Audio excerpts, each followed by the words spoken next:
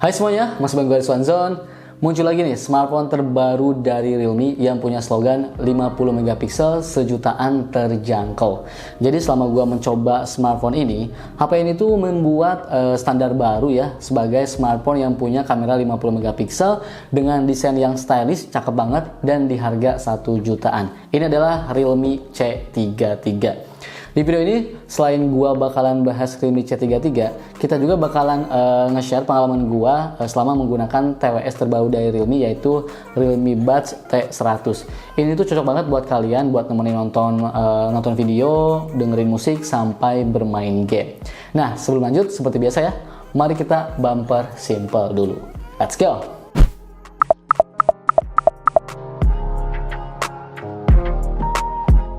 Oke, sekarang mari kita unboxing yang pertama dulu ya, yaitu Realme C33. Oke, sekarang mari kita unboxing. Pertama kali kita unboxing, yang pertama tentu kita dapat HP-nya, kemudian ada buku panduan dan kartu garansi, terus ada juga SIM ejector, kemudian ada juga kabel micro USB, dan ada adapter charger. Seperti yang kita tahu ya, nilai jual dari sebuah smartphone entry level adalah harganya yang terjangkau. Dan untuk Realme C33 ini tidak cuma harganya yang jelas terjangkau, tapi HP ini tuh membuat standar baru karena sudah dilengkapi dengan kamera 50 megapiksel dengan desain yang cakep banget dan pastinya punya baterai 5000 mAh. Ini nanti kita bahas detailnya ya. Sekarang gue mau ceritain dulu mulai dari desainnya. HP ini tuh hadir dengan desain laut tanpa batas. Melalui proses tingkat mikron dan litografi, casing belakang Realme C33 ini tuh hadir dengan efek cahaya visual dinamis yang mungkin berbeda saat dilihat dari sudut pandang yang berbeda. Dan kalau kita perhatikan nih, terlihat seperti ada pasir yang berkilau, membuat HP ini tuh semakin terlihat lebih premium dan stylish. Punya dua varian warna, yaitu Aqua Blue dan Night Sea, seperti yang sekarang gua gunakan. Untuk mode kameranya juga hadir dengan penutup belakangnya yang terlihat sedikit menonjol, tapi ini sama sekali tidak mengganggu konsep desain dari HP ini. Di bagian belakangnya ini tuh ada dua buah kamera, yang mana kamera utamanya ini tuh 50 megapiksel dan satunya lagi depth sensor, serta dilengkapi dengan LED flash dan ada tulisan Matrix AI Camera. Di bagian kanannya ini tuh ada tombol power sekaligus fingerprint dan ada tombol volume rocker yang cukup kliki. Fingerprint di sisi seperti ini tuh memudahkan kita membuka kunci dengan mudah ya, tanpa perlu menekan tombol power. Dan untuk kecepatannya juga udah cepet banget, cuma 0,5 detik saja. Sementara untuk di bagian atasnya ini tuh polos, dan di bagian kirinya ini tuh ada slot SIM dedicated. Jadi kita bisa gunakan dual nano SIM dan micro SD secara bersamaan. Dan untuk micro SD-nya ini tuh sudah bisa sampai 1 TB.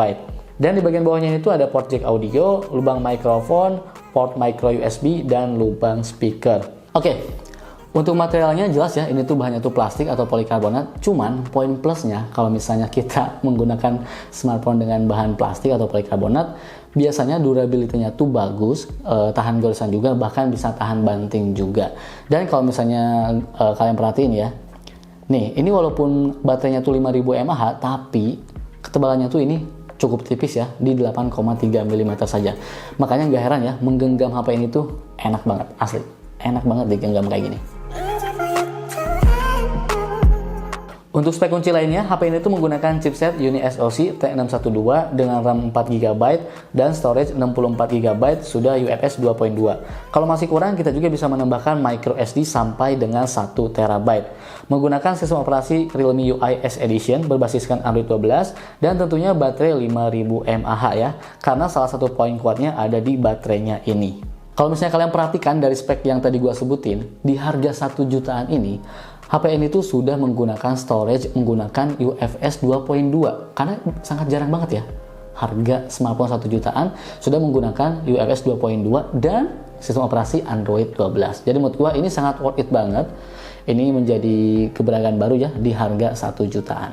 Sementara untuk lainnya ini tuh punya desain mini drop display dengan ukuran 6,5 inci dan resolusi HD+, yang punya screen to body ratio mencapai 88,7%, yang membuat layarnya ini tuh semakin berasa luasnya. Walaupun layarnya tuh masih HD, tapi nggak masalah ya, mengingat ini adalah HP entry level. Toh pas gua pakai untuk nonton, layarnya ini tuh masih sangat nyaman dan bisa menampilkan gambar dengan sangat baik. Warna yang dihasilkannya tuh masih sangat nyaman di mata, saturasinya juga pas ya, cukup pas, dan untuk detail gambarnya juga terbilang sudah sangat cukup.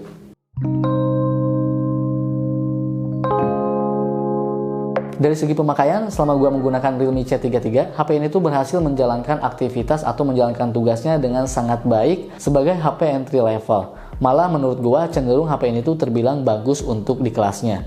Menjalankan aplikasi seperti multitasking, mulai dari browsing sampai aktivitas sosial media, HP ini tuh menjalankannya dengan baik dan lancar. Buat yang suka main game nih, HP ini tuh bisa menjalankan game Mobile Legends dengan baik di kualitas grafis high. Gambar masih terlihat cukup bagus dan playable, layarnya cukup sensitif dalam merespons sentuhan jari sehingga membuat kita menjalankan game dengan baik dan nyaman. Bermain game MOBA di HP ini tuh tergolong lancar dan bakalan lebih menyenangkan. Karena seperti yang gue bilang dari awal, salah satu nilai jual dari HP ini tuh adalah baterainya yang gede 5000 mAh. Dengan kapasitas baterai yang besar, game bisa dimainkan dalam waktu yang panjang. Sekali lagi ingat ya, karena baterainya ini tuh punya kapasitas 5000 mAh. Oke, untuk baterainya ini, Realme mengklaim kalau HP-nya itu bisa bertahan sampai 37 hari dalam mode standby. Awet banget ya. Dan pas gue coba nih untuk aktivitas harian gue seperti nonton YouTube, kemudian bikin skrip video, sesekali foto-foto, sampai bermain game, ternyata memang HP ini tuh awet banget. Bahkan kalau gue gunakan fitur mode super hemat daya atau super power saving mode, HP ini tuh semakin bisa bertahan lebih lama. Untuk aktivitas yang gue lakukan, HP ini tuh bisa bertahan sekitar 2 harian. Oke, sekarang mari kita beralih ke bagian kameranya. Di belakangnya itu ada 2 buah kamera. Kamera utamanya itu 50 megapiksel dan kamera keduanya itu sebagai depth sensor. Dan untuk selfie kameranya beresolusi 5 megapiksel yang sudah dilengkapi dengan AI Beauty agar menghasilkan foto selfie yang mulus dan natural. Kamera utamanya ini tuh bisa melakukan zoom sampai 4 kali sehingga kita bisa mengambil foto dari jarak jauh. Untuk hasil kameranya di kondisi cahaya yang cukup, HP ini tuh bisa menghasilkan foto dengan sangat baik ya. Sementara untuk menggunakan fitur 50 megapikselnya, kita bisa mengakses pada menu more atau lainnya. Dan untuk hasilnya, tone warnanya menurut gua ini tuh udah pas ya, nggak terlalu over, dan detailnya juga udah sangat cukup. Kalau kebutuhan kita cropping, menurut gua menggunakan 50 megapiksel ini tuh gua rasa akan ngebantu banget ya, karena hasilnya walaupun kita crop masih terlihat dengan baik. HP ini tuh ngasih standar baru karena 50 megapikselnya ini tuh punya fitur CHDR yang merupakan algoritma untuk meningkatkan dynamic range.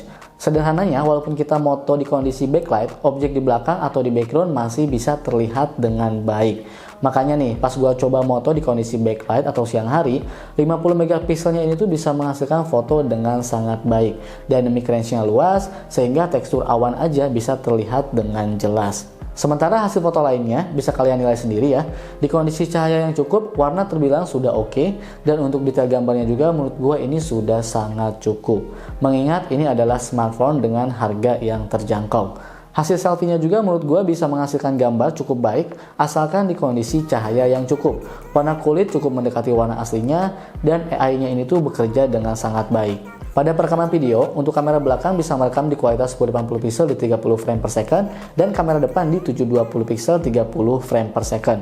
Menariknya dari HP ini, walaupun entry level, tapi sudah dilengkapi dengan fitur Nightscape. Dengan fitur ini, setidaknya pendarahan cahaya bisa diminimalisir agar menghasilkan foto yang cukup baik. Nah, berikut adalah beberapa hasil foto menggunakan Realme C33. Silahkan ya, teman-teman nilai sendiri, dan kalau bisa kita diskusi di kolom komentar.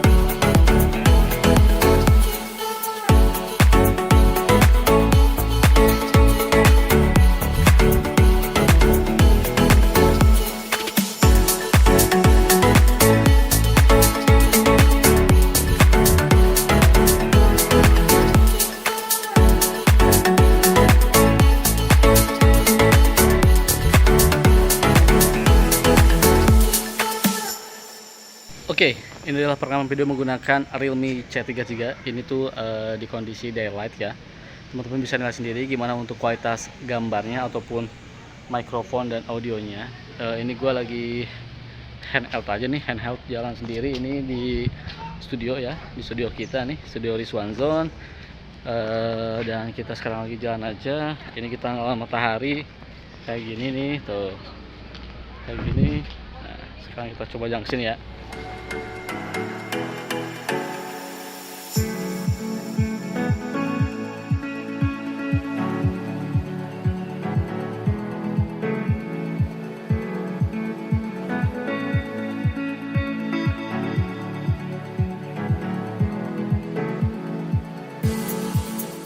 Oke, baik, kesimpulannya. Pendapat gua soal HP ini itu adalah HP ini tuh cocok banget buat kalian yang lagi nyari smartphone dengan harga 1 jutaan yang punya kamera 50 megapiksel dan menjadi standar baru ya karena adanya fitur CHDR. Kemudian punya desain yang premium, ini cakep banget, dan punya daya tahan baterai yang awet. HP ini tuh cocok dijadikan HP utama karena dengan HP ini tuh kita bisa on terus dalam durasi yang lama. Atau kalau mau dijadikan secondary phone, lebih bisa lagi ya. Misalnya digunakan buat nonton, buat dengerin musik, atau digunakan untuk admin online shop. Karena sekali lagi, baterainya ini tuh sangat ngebantu banget dari sisi aktivitas yang lama. Nah, kalau kebutuhan kalian seperti yang gue sebutkan, maka Realme C33 ini tuh adalah opsi yang layak kalian pertimbangkan. Jadi kalau misalnya kalian mau beli, langsung aja cek linknya di kolom deskripsi. Nah, sebelum gue tutup nih, mari kita bahas terlebih dahulu TWS terbaru dari Realme. Ini adalah Realme Buds T100. Menurut gue ini tuh adalah TWS yang cocok banget menemani Realme C33 ini. Di harga 200 ribuan, kalau kita dengerin musik pakai TWS ini tuh pasti jernih. Jadi TWS ini tuh adalah TWS entry level paling bergaya dari Realme untuk mendengarkan musik. Langsung aja mari kita unboxing. Dalam boxnya ini tuh ada TWS-nya, buku panduan dan kartu garansi, terus ada ear tips tambahan ukuran S dan L, dan ada kabel Type-C untuk ngecasnya. Untuk spek kunci lainnya, teman-teman bisa baca sendiri ya. Jadi TWS ini tuh menggunakan dynamic driver 10 mm dengan kodeknya ini tuh AAC dan menggunakan Bluetooth 5.3 yang lebih stabil dan sangat hemat daya. Kemudian sudah ada fitur AI-ANC Noise Cancellation untuk panggilan telepon dan ada juga fitur IPX5 yang artinya sudah tahan cipratan air dan keringat. Kemudian untuk latensinya juga ini sudah rendah ya, di angka 88 millisecond. Dan tentunya kalau misalnya kita ingin menggunakan fiturnya lebih lengkap, kita harus mendownload dulu aplikasi yang bernama Realme Link. Untuk desain TWS ini tuh jujur gue suka ya, walaupun kalau kalian lihat dari luar memang terlihat hitam polos doff dengan logo Realme dan lampu LED di depan dan port Type-C di bagian bawahnya. Tapi kalau kita buka, TWS ini tuh mengadopsi konsep desain two-tone, bikin TWS ini tuh terlihat lebih stylish, cocok banget buat anak muda. Dalam case-nya ini tuh berwarna kuning ya, yang bikin kesan menarik, apalagi hitam dan kuning itu dipadukan makin kelihatan cakep. Sementara untuk earbuds-nya ini tuh polos berwarna hitam. Untuk fitting di kupingnya ini tuh pas ya, pas gua coba tuh sangat nyaman digunakan. Walaupun gua kurang begitu suka dengan tipe in-ear seperti ini, tapi TWS ini tuh menempel di kuping gua tuh ya nggak bikin pegel, jadi gua suka. Ditambah bobotnya juga yang ringan, bikin TWS ini tuh nyaman menempel lama-lama di kuping kita. Untuk merasakan fitur yang lengkap dari TWS ini, kita mesti pairing TWS dengan smartphone menggunakan aplikasi Realme Link. Ada 3 mode EQ yang bisa kita pilih. Ada Bright, ini tuh untuk vokal yang lebih jernih. Ada Balance untuk mid-range ya, jadi bass dan treble-nya ini tuh seimbang. Dan ada mode Bass Boost Plus untuk pengalaman bass lebih mendalam. Selama gue pakai TWS ini, gue selalu pilih EQ Bass Boost Plus karena gue suka bass yang deep ya, jadi gue suka banget yang ngebass-bass gitu. Gue dengerin lagu Laruku, Rich Brian, lagu-lagu jazz. Menurut gue bassnya berasa bright, kurang begitu bulat tapi lebih kaya dan halus. High dan sound stagingnya juga menurut gue ini udah cukup bagus, dan walaupun gue play musiknya ini tuh di volume maksimal, walaupun sedikit melebar, tapi kualitas soundnya ini tuh masih cukup terdengar dengan baik. Dan menurut gue, karena ada 3 mode EQ ini yang bisa kita pilih, buat gue, TWS ini tuh bisa menghasilkan audio yang baik untuk segala jenis genre musik sesuai selera kuping kalian. Kemudian gue juga coba mikrofonnya ya untuk teleponan, dan lawan bicara gue bilang kalau suara gue ini tuh terdengar sangat jelas. Padahal pas gue lagi telepon, ini tuh gue lagi di kereta, gue lagi di pinggir jalan, lagi di keramaian, tapi suara gue tuh bisa terdengar dengan jelas. Mungkin ini karena fitur AI-ANC Noise Cancellation yang bisa mengurangi noise di sekitar.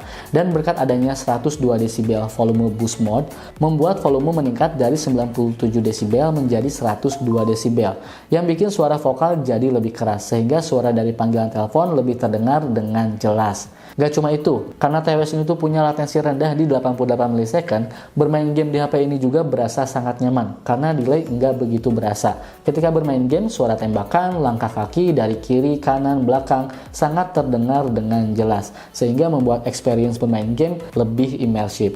Yang gue suka nih, di harga yang terjangkaunya ini, TWS ini tuh sudah touch control. Double tap untuk play atau pause, atau untuk menjawab panggilan telepon, ataupun mengakhiri panggilan telepon. Triple tap untuk skip track ya, atau skip lagu. Kemudian ada long press, atau ditekan agak lama. Ini tuh untuk mereject panggilan, ataupun kalau misalnya di bagian kiri kita tekan agak lama untuk menurunkan volume, dan ditekan agak lama di bagian kanan untuk menaikkan volume.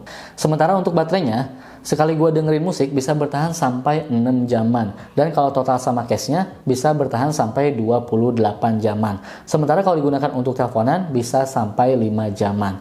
TWS ini tuh mendukung pengisian daya cepat ya, ngecas 10 menit bisa digunakan untuk 2 jam penggunaan. Hal ini berguna banget buat kalian yang sering gunakan TWS untuk teleponan, meeting online, ataupun dengerin musik. Oke, paling itu saja kali ya pembahasan mengenai TWS terbaru dari Realme Buds T100, dan pembahasan mengenai Realme C33 juga yang gua sampaikan tadi. Semoga menjadi bahan pertimbangan buat kalian membeli HP ini. Ya, paling itu aja kali ya. Tapi sebelum gua tutup nih, jangan lupa nih, kalian langsung aja kalau misalnya kalian tertarik, langsung aja cek linknya di kolom deskripsi. Langsung aja order nih Realme C33 lengkap bareng Realme Buds T100-nya. Oke, gua pamit dan jangan lupa cek nih di bawah ya, link deskripsi. Bye.